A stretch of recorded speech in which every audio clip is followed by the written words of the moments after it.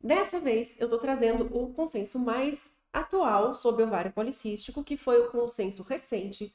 E eu vou deixar o consenso nos comentários, tá? O link não. Sim, bom essa hora do almoço, né? Eu também acho. É o consenso do que saiu recentemente, bom, enfim, em setembro, assim, crista da onda. E que basicamente é um consenso de endócrino que envolve rádio, que envolve outras especialidades cardio, enfim, todo o contexto clínico de ovário policístico. E eu acho que isso vai muito, muito, muito a favor do que a radiologia é atualmente. Não é só diagnósticozinho de imagem, e sim entender o contexto. Então a gente começa falando, olha só, do que é o ovário policístico, né? Que a gente sabe, na verdade, que o ovário policístico tem aquele estigma que é a menina gordinha e tal, que não menstrua. Mas não é, tá? É uma considerada a doença endócrina ou desordem endócrina, enfim, chamem como quiser dizer, como quiserem chamar, mais comum na vida reprodutiva. E está mais ou menos presente em 10 a 13% das mulheres. E esses são os dados do consenso, eu não tirei nada da minha cabeça. 75% dessas pacientes não têm diagnóstico, porque a variedade de sintomas é absurda. Você tem aquele estigma da menina gordinha que não menstrua, porém, você tem a magrinha, você tem a infértil, você tem uma galera que não é contemplada nisso e nem sabe que está com SUP.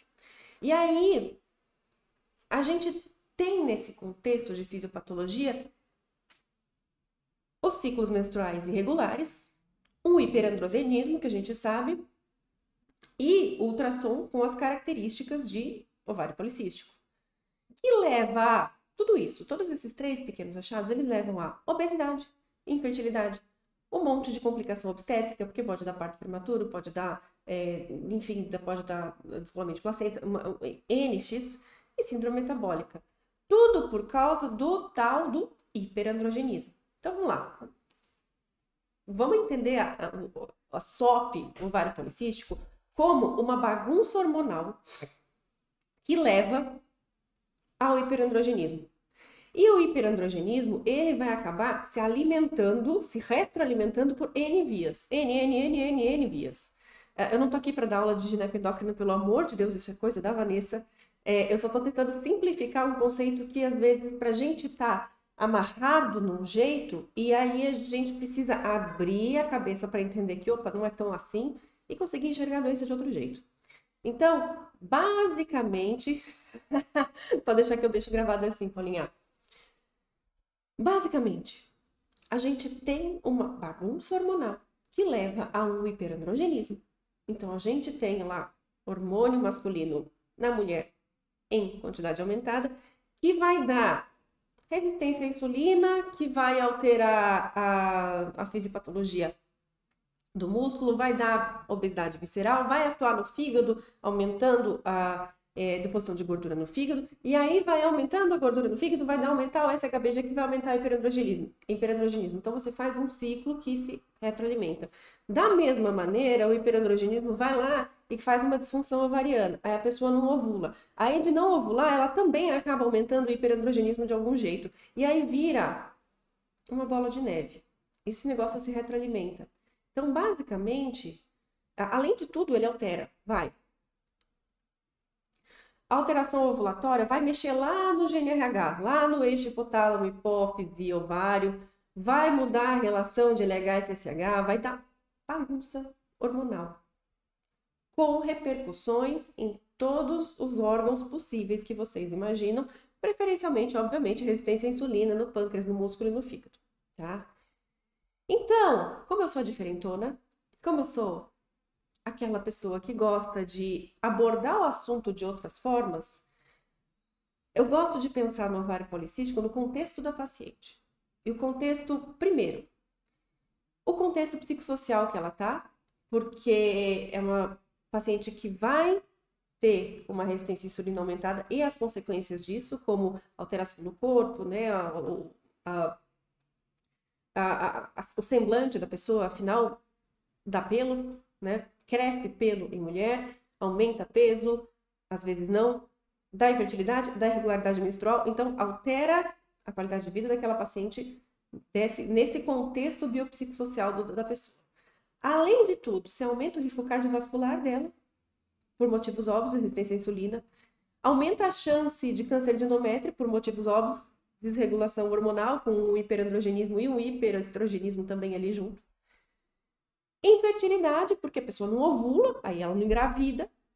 A apneia do sono, porque ela fica gordinha. Desordens alimentares, porque, obviamente, se você está mexendo lá no GNRH, lá no hipotálamo, enfim, você também vai mexer com o contexto psiquiátrico dessa pessoa. Inclusive entrando no mérito de ter depressão e ansiedade. Então não é só pelo crescendo no corpo, não é só irregularidade menstrual. Você entende aquela paciente como uma bagunça hormonal que vai causar uma bagunça na vida dela. Ponto. E aí, a gente assim, é o que eu falo, a gente nem falou sequer de imagem, né? A gente está aqui há uns minutos falando sobre uma introduçãozinha sobre o ovário policístico, mas de fato a gente nem falou de imagem ainda. E olha que eu sou radiologista, eu lido com imagem, mas veja bem, eu juro para vocês que desculpa, eu tô com sinusite, então eu tô fungando. Que é super engraçado, mas as coisas que facilitam a minha vida, que me diferenciam, na imagem, elas estão extra imagem. Isso parece meio contraditório, mas quanto mais eu entendo o quanto o contexto do paciente tá ali naquele momento, melhor eu consigo performar a imagem para aquele indivíduo, tá? Então, quando você entende, por exemplo, que aquela paciente pode estar com um transtorno mental em decorrência do hiperandrogenismo porque bagunçou a vida, fica mais fácil de você entender que ela está, sei lá, desesperada, ou sentindo dor e etc. na hora de fazer o exame. Tá? Isso te torna mais completo, mais empático e consegue performar melhor, porque ela aceita, de certa forma, muito melhor o seu trabalho. Você não vira só um técnico que está ali cagando para a pessoa, sabe? Isso te leva a um patamar e te faz performar melhor. Então a gente continua, a gente nem falou de imagem ainda. Dito tudo isso, todo esse contexto e essa coisa diferentona que eu falo, afinal, vamos para o que interessa, então, para quem, né, só quer saber de imagem, só quer saber de dicas e técnicas e tal, porque eu acho que sim, a gente precisa saber. Quanto mais a gente sabe sobre todas as coisas, melhor pra gente. Então, o que eu faço, o que eu consigo fazer com muita facilidade é trazer todos os mundos para vocês. O mundo da imagem, o mundo do contexto clínico da paciente e correlacionar a clínica e a imagem, que eu acho que é o mais difícil e é o que mais a galera pena, que eu percebo. Então, qual que é o nosso papel? O que a gente vai fazer como radiologista quando chega uma paciente com SOP? Afinal, a gente é parte mais fraca, vai. A gente tem o clínico, o gineco, o endócrino, enfim. A gente tem ele, e aí o paciente chega pra gente, para teoricamente a gente fazer um trabalho meio técnico. Bem técnico. Que é ir lá e fazer o quê? Então, o que a gente vai fazer, já que a gente tem essa parte técnica para fazer? A gente vai saber fazer aquele pouco que nos cabe, porque é muito pouco, perto do tratamento, que é uma coisa super difícil. A gente vai fazer o pouco que a gente sabe fazer direitinho. Tem pouco pra gente fazer. Aí eu disse, tem super pouca coisa pra gente fazer, mas se a gente faz aquilo direito, a gente ganha. Então, como que a gente vai fazer isso? Primeiro, a gente vai pensar em quem que tá vindo. Segunda coisa que a gente vai fazer é medir ovário. Terceira coisa que a gente vai fazer é olhar morfologia. A quarta é contar folículo. E a quinta é laudar direito. Então, eu vou passar por esses passos para vocês entenderem como é simples quando a gente tem um contexto de alguém com ovário policístico e quando a gente tem que dar esse diagnóstico ou, enfim, colocar no laudo. Obviamente, quando a paciente vem para a gente com suspeita de SOP, é muito mais fácil e esses passos são bem explicativos. Então, vamos lá. Quem, afinal? Quem vai vir para a gente com SOP? Adultas, tá? Mulheres adultas. E vejam, a gente tem critérios para diagnóstico de ovário policístico. Os critérios juntos formam um diagnóstico. A nossa parte é fornecer a parte de imagem que vai preencher um critério. Vocês entenderam? Vocês entenderam isso? Então, o que a gente precisa é dar uma contribuiçãozinha, uma resposta meio que sim ou não, tá? O sim ou não, ou às vezes um depende, mas a maioria das vezes é um sim ou não. Por quê? Porque na verdade ela precisa da evidência de hiperandrogenismo clinicamente, que não tem nada a ver com a gente tem que fazer o quê? Contar folículo, medir ovário, nanana. Isso que eu vou falando. Pauline, você tá pedindo, você quer participar, amiga? Eu sei que não. Então, se chegar uma adolescente para você, adivinha? Ah, veio uma adolescente com suspeita de ovário policístico. O que que você vai fazer? Você vai medir ovário, você vai nanana, mas você não vai poder abrir a boca para dizer que aquilo é um critério, porque adolescente não, em momento algum, participa do critério para ovário policístico. A adolescente precisa ser confirmada clinicamente. Os critérios de SOP de adolescentes são clínicos. Critério de imagem não existe para adolescente. Então, primeira coisa, quando a gente fala em quem, são em adultos. Adolescentes não participam desta galera. Então, vai chegar uma adolescente para você, 15 anos lá, e... Ah, eu tenho irregularidade menstrual e...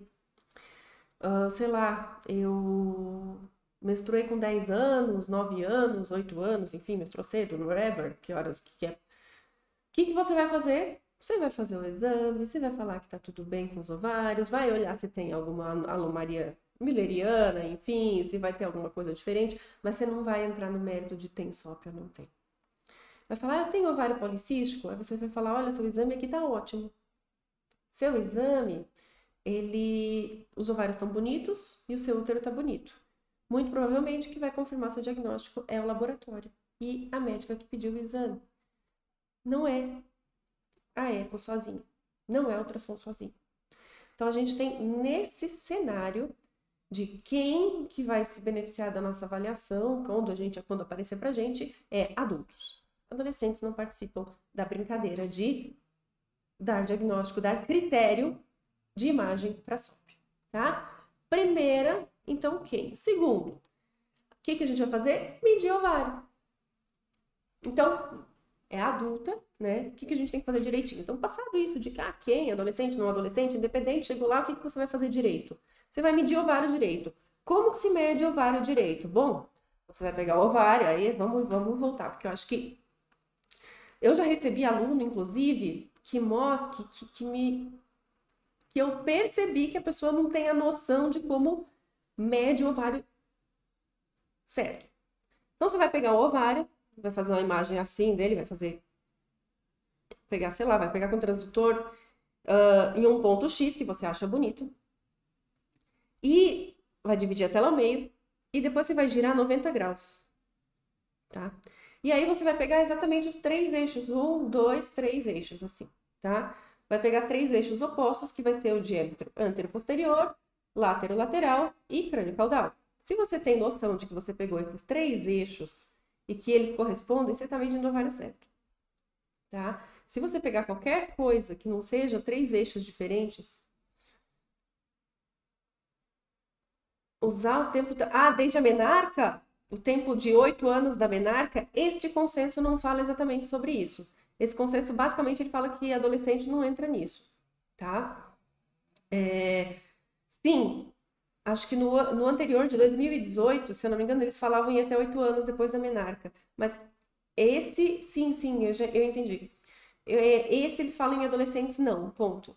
Tá? Mas acho que sim, o de 8 anos, o critério de 8 anos, talvez ele ajude porque ele contemple a maioria das meninas, né? Ele contempla quem menstruou lá com 11 anos, com 20 já meio que saiu do critério. Mas isso também não embabaquei. Mas o próprio consenso ele não fala nesse critério de 8 anos, tá?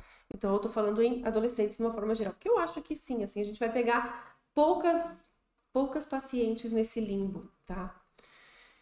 Mas o que eu vou fazer? Adolescente, não. E aí a gente vai medir ovário. Vamos lá. Critério. Ovário. Um critério é um ovário maior que 10 centímetros cúbicos. na ausência de folículo dominante, na ausência de corpo lúteo.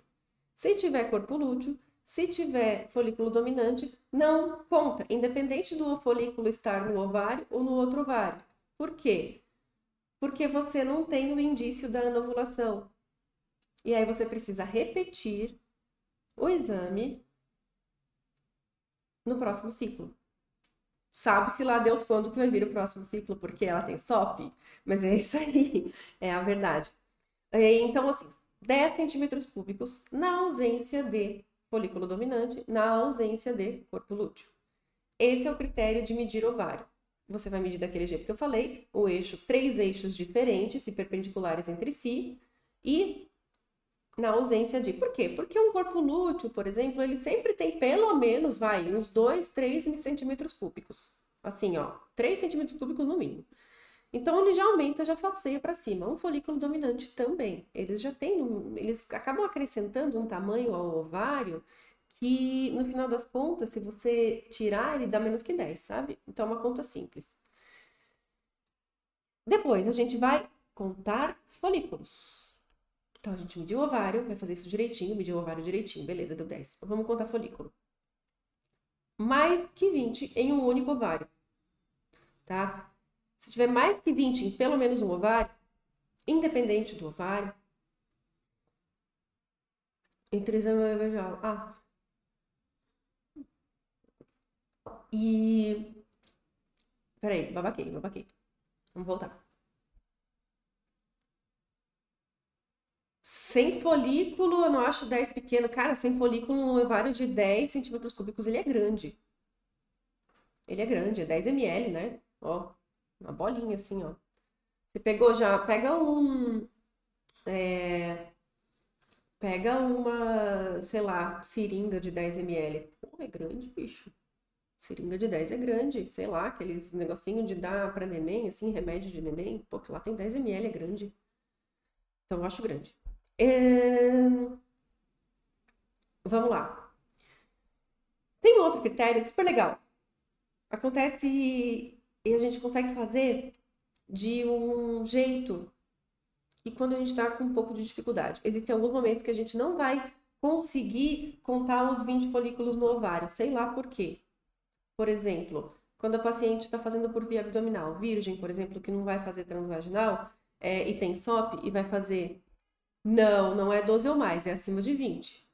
Acima de 20, independente do ovário, tá? 20 no ovário, critério. Não é 12 ou mais. Esse 12 ou mais, ele tá assim, ó, super outdated. Nossa, fora. Quando for paciente virgem, quando for paciente que você não tá fazendo um exame transvaginal adequado, às vezes você não consegue fazer um corte por causa da mobilidade, inclusive, às vezes você não consegue ter um acesso, nossa, perfeito, maravilhoso, tal, aquele ovário.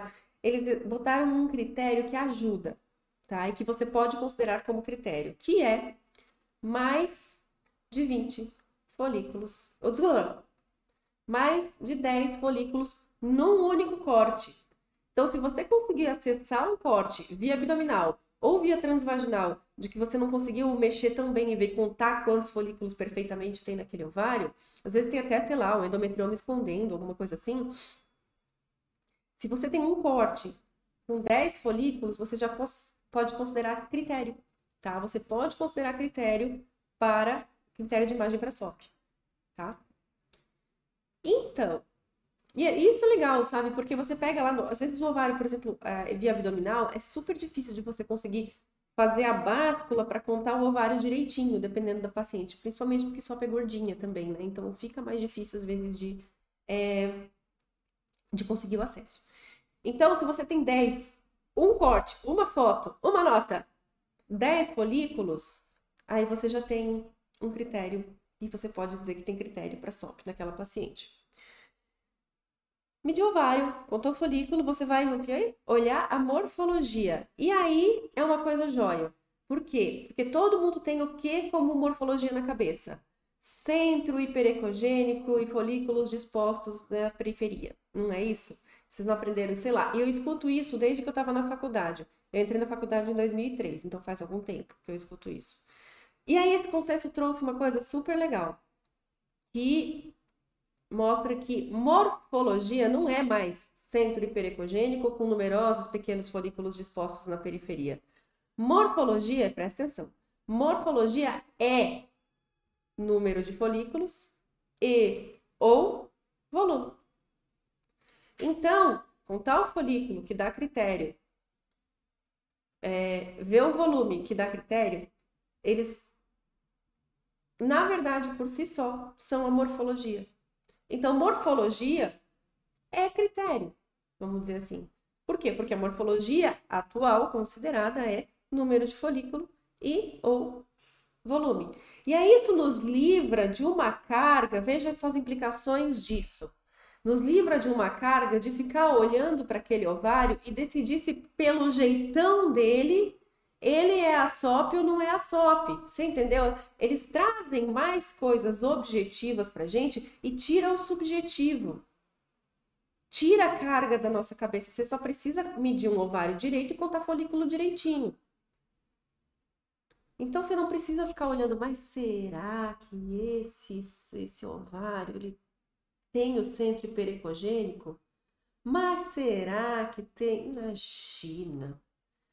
E aí você pede um tempão num critério que na verdade não é critério, porque, de novo, vamos voltar, critério é número de folículos e ou volume. E no final, o que você vai ter que fazer? Já que você entendeu a paciente que você vai ter que considerar SOP ou não, adolescente não, tchau para elas. Mediu o ovário, contou o folículo, viu se tem critério de morfologia, você vai ter que fazer o quê? Laudar direito. Laudar aquilo num contexto de que o médico que pediu o exame entenda que aquela paciente pode ter critério para ovário policístico. Então, o que o consenso recomenda que conste no laudo, e eu acho, e aí vem uma opinião pessoal. O exame de ultrassom transvaginal, ele está melhorando tanto em fonte de informações para clínicos, tá? Antigamente o ultrassom transvaginal era para ver se tinha mioma, era para ver se tinha, enfim, se tinha pólipo, para ver se tinha algum cisto no ovário, enfim, coisas pontuais. O ultrassom transvaginal, ele está dando para a gente tanta informação pontual clínica para diversos contextos que ele está se tornando um exame de importância cada vez maior com relação à quantidade de informações que ele pode fornecer para o clínico. Então, o que o consenso fala que a gente tem que botar de informação no laudo? Primeiro, a data da última menstruação. Por quê? Porque a gente está falando de SOP, a gente está falando de menina que não ovula. Então, a data da última menstruação, ela tem que estar ali. Qual a frequência do transdutor que a gente usou? Então, assim, se for via abdominal, você tem que escrever que foi visto via abdominal, porque aí entra aquela história do critério dos 10 folículos no ovário, num corte só, que é joia. Você precisa dizer que isso muda a sensibilidade de você ver. Às vezes, por exemplo, você não viu 10 folículos, mas às vezes você, ou sei lá, 20 folículos no ovário via abdominal, porém, não foi porque você não quis, e sim porque o aparelho, às vezes, ele não consegue chegar naquele ovário via abdominal. Então, você tem que ter essa informação para o médico saber, olha, foi via abdominal. Via de acesso, número de folículos por ovário, e aí você vai ter que escrever número de folículos no ovário direito, tanto. Número de folículos no ovário esquerdo, tanto. Medida do ovário em 3 dimensões, que foi que eu já te falei. As 3 dimensões perpendiculares entre si, com o volume, isso a gente faz de rotina, muito joia. Descrever os outros achados no ovário, então se tem um folículo dominante, você obrigatoriamente tem que escrever que tem um folículo dominante. Se tiver lesão, obviamente você vai ter que descrever que tem lesão. E, adicionalmente, como a gente está falando de SOP, o que a gente tem que descrever? Características de endométrio. Porque o SOP, o hiperandrogenismo, com o hiperestrogenismo que vem junto com aquela bagunça hormonal, ele altera o endométrio da paciente. O paciente não menstrua, o paciente não descama. Sim, Anne, eu vou inclusive foi a primeira coisa que eu falei na live, eu vou botar o link nos comentários, tá? Paciente com SOP, fica com o endométrio encacado, tá? Fica às vezes com o endométrio espesso, por conta do aumento da resistência à insulina, lá naquela outra ponta do iceberg, o paciente fica com hiperestrogenismo e aí o endométrio cresce e fica nojento e tem mais propensão de ter câncer de endométrio, como a gente já viu e como eu falei antes para vocês. Então, característica e textura desse endométrio tem que estar bonitinho no laudo da paciente com SOP. Karina, tá, e cadê a imagem? Cadê a imagem? Cara, é meia hora que eu tô aqui falando para vocês que é contar folículo, ver se tem corpo lúteo, ver se não tem corpo lúteo e medir o ovário direito. Mede o ovário bonitinho, conta folículo e é esse seu trabalho na SOP. Você já não tem mais que olhar morfologia, então não preciso mostrar nada de morfologia para vocês. Você não tem mais que pensar se o centro está hipericogênico ou não está. Você não tem que ficar lá ajustando. Uma coisa que eles falam é realmente em ajustar o seu aparelho de forma que você consiga ver o máximo de possível de folículos. E eu até já falei isso na live passada, que tudo que entra de dica para contar folículo, obviamente entra de dica para essa aula de SOP. Por quê? Porque contar folículo faz parte do ovário policístico, faz parte da SOP. Então, como que, por exemplo, eu escrevo isso no laudo? Vamos pegar, eu peguei ali um laudo, e aí eu tô olhando, tem uma colinha aqui. Vocês acham que eu tô fazendo a live assim? Não, eu tô com uma cola. Eu peguei um laudo meu, na verdade, de um exame, que basicamente tinha lá um montão de folículo, né? Era uma paciente com SOP, mas tinha um folículo dominante. Então, como que eu escrevo isso? Eu escrevo do ovário direito, posição, não sei o quê, 3 medidas, e aí no finalzinho da frase eu boto folículo dominante no ovário direito. Em negrito, tá? Para a pessoa entender, para quem receber aquele laudo, entender que tem um folículo dominante. É como se eu estivesse dando uma mensagem indireta e subliminar para a pessoa. Veja, olha, não pode ser SOP, tem que, de repente, né, pensa bem se você vai achar que aquilo é SOP. E na conclusão desses casos, então, hipoteticamente, um caso que uma paciente adulta vem para você com uma suspeita de SOP e que você vai lá e conta 20 folículos no ovário, 20 no outro, porém tem um folículo dominante, o que você escreve na conclusão? O que eu escrevi aqui? Eu botei, ovários de dimensões aumentadas e padrão multifolicular, com folículo dominante à direita. Sugere-se repetir o exame em outro período do ciclo menstrual, se houver... E aí que entra o legal. Por quê? Porque o critério ultrassonográfico é um critério, tá? Não significa que se ele não estiver presente, não tem critério. Porque a paciente tem hiperandrogenismo, de alguma forma. Então, sugere-se repetir o exame em outro período do ciclo menstrual, se houver necessidade do critério ultrassonográfico para o diagnóstico de ovário policístico. Você entendeu o seu papel no negócio? O seu papel é ser firme naquilo que o consenso te diz para ser. Contar folículo direito, saber contar até 20. Não precisa saber contar mais que 20, porque isso não precisa. Você ser tão inteligente. Saber contar folículo, saber medir ovário, um trabalho necessariamente super técnico. Ai, Karina, então a inteligência artificial vai substituir, né? Porque é só pegar e fazer...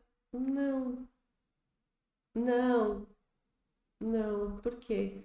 Porque olha a quantidade de coisa que tem que pensar antes, gente. O que eu falei de entender o contexto psicossocial, de entender as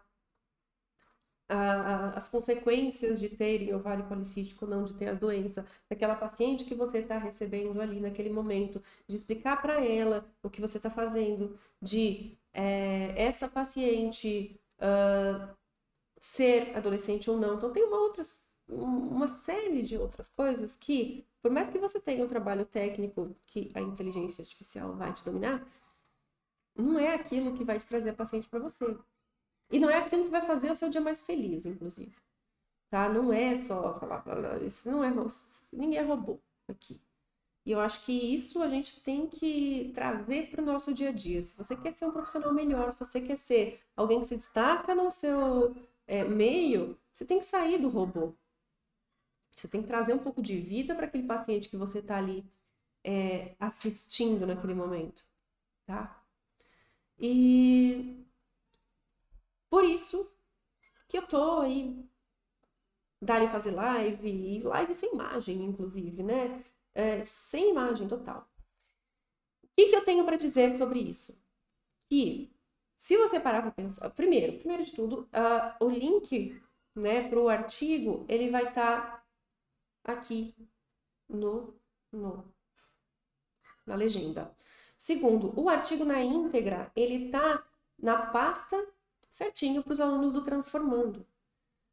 Uma aula sobre isso, com imagens, também está no Transformando, no curso, não curso, que obviamente eu já falei algumas vezes para vocês, mas não fico falando insanamente para não cansar. Mas se você, não sei se vocês já pararam para pensar, eu tenho uma história muito legal, mas eu sou uma pessoa que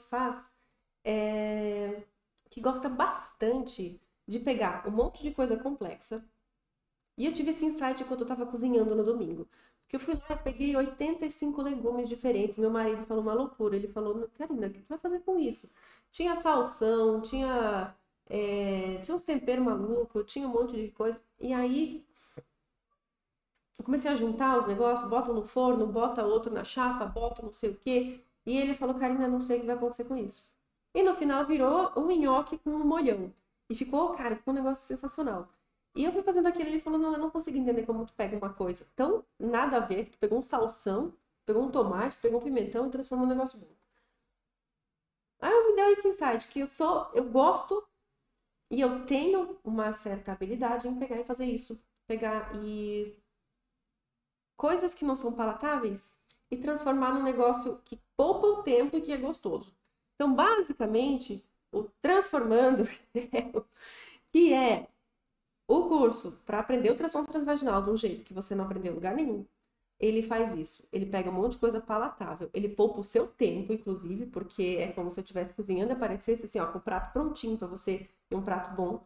Então, poupa o tempo, porque tá tudo mastigado do mesmo jeito que eu falo para vocês, do mesmo jeito que eu cozinho e fica bom, o curso tá igual. Então, quem tiver interesse em ter essa aula com mais um monte de tem laudário no curso, tem todo um raciocínio, como eu raciocino para chegar naquele diagnóstico das pacientes, todo esse contexto mastigado em aulas curtas, com imagem, com desenho e mais para frente com apostila. Opa, não podia ter falado. Isso no Transformando tem. Então, vou deixar também o link para quem tá na bio, o link tá na bio. Tá na bio. Quem quiser conhecer o método melhor, bonitinho, o jeito que eu pego e faço o nhoque no final de semana, eu fiz esse Transformando. Basicamente isso.